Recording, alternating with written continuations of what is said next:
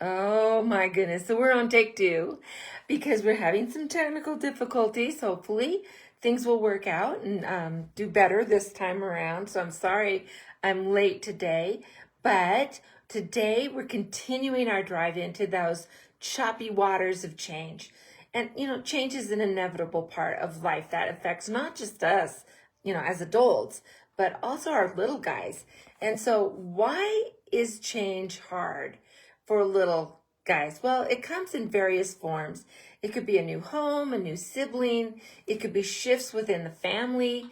It can be particularly daunting for our little kids, get my words out, disrupting, there we go, their sense of familiarity and security. But guess what? It's not a walk in the park for us grown-ups either.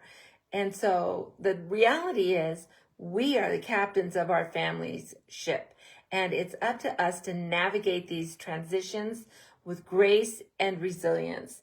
And when we show that, they see it and they're going to learn it. So this week's guest on my podcast is Dr. Joris Gjata, and she specializes in helping individuals who are feeling overwhelmed to find clarity, confidence, and a sense of belonging, especially during those transitional phases of life. And so she is my guest on it's episode 145 of the podcast. And while we were talking, she emphasized the role of parents and caregivers as we model leadership for the younger generation. Because after all, we're raising the future, and how we handle change sets the tone for our children. And so Dr. Gjata knows all about managing change. Oh my goodness. As you listen to her tell her story, it's just a testament about the human's spirit to adapt.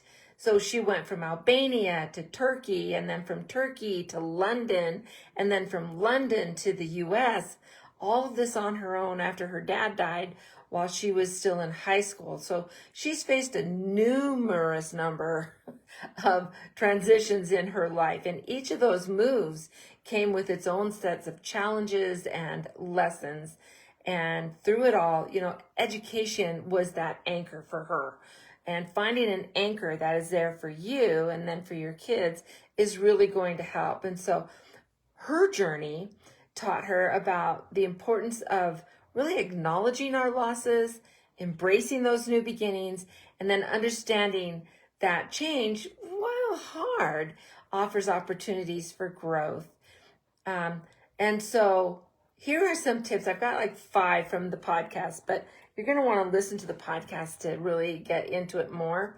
But just as an overview, first one is, acknowledging that loss. And before we can embrace all of those new beginnings, it's really important for us to acknowledge what's being left behind.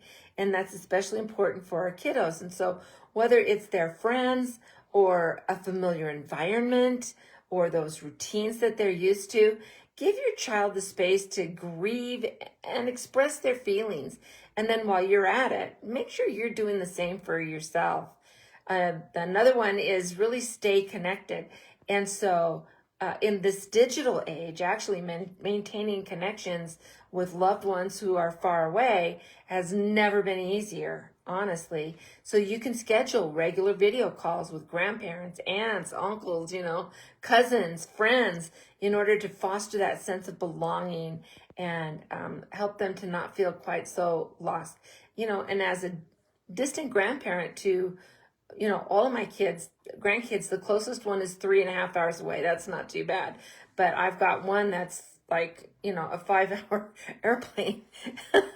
And so we talk regularly on the phone, and we FaceTime and so that's a great way for us to be able to stay connected and not quite feel that loss so deeply.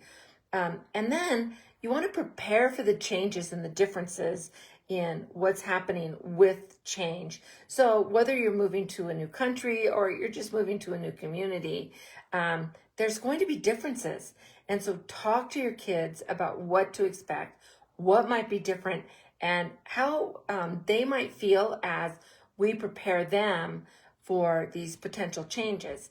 And it doesn't have to be a big move. It doesn't have to be a move at all. It can just be a change in routine, someone coming to visit, a change in a teacher. I have one of my grandson that's in kindergarten right now, and he had a change of teacher just like a couple weeks ago, really late into the year. And so that's a big change for him.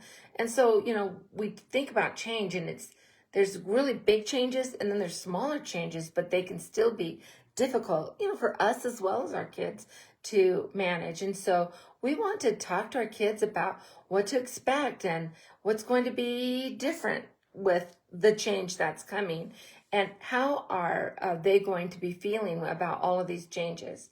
Another thing we talked about is building resilience with our kids and encouraging them to try to use new strategies and approaches to either making friends or adapting to new situations.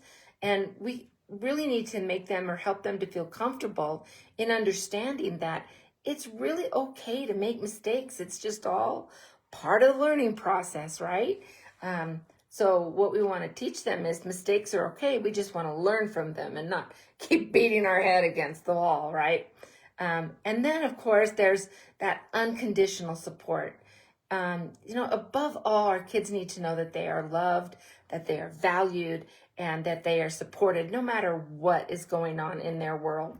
So just reassure them that they don't need to change who they are to fit in. And so a lot of times kids will come to a new classroom or a new teacher, and they're thinking, oh, what I've been doing doesn't work here. It's different here. And so I need to change. And while we need to assimilate and become part of the community, we also need to remember and excuse me, we need to remember and respect who we are inside. And so we all know that change is inevitable, but excuse me, but with understanding and with showing patience and a whole lot of love, we can help our children navigate these transitions successfully. Not seamlessly all the time, but we can help them to be successful. And then just remember that we are all imperfect heroes and heroines on this journey of life.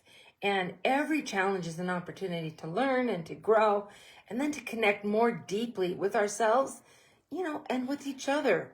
And so if you're feeling overwhelmed or unsure about how to guide your child through whatever changes are coming along in their life, you don't have to navigate this journey alone, because I'm here I can offer personalized coaching, and I can tailor strategies, and I can offer that listening ear to help you and your family thrive.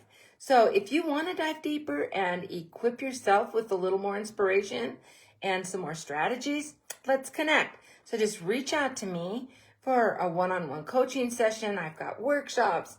We do challenges. I can do group coaching with friends or extended family too.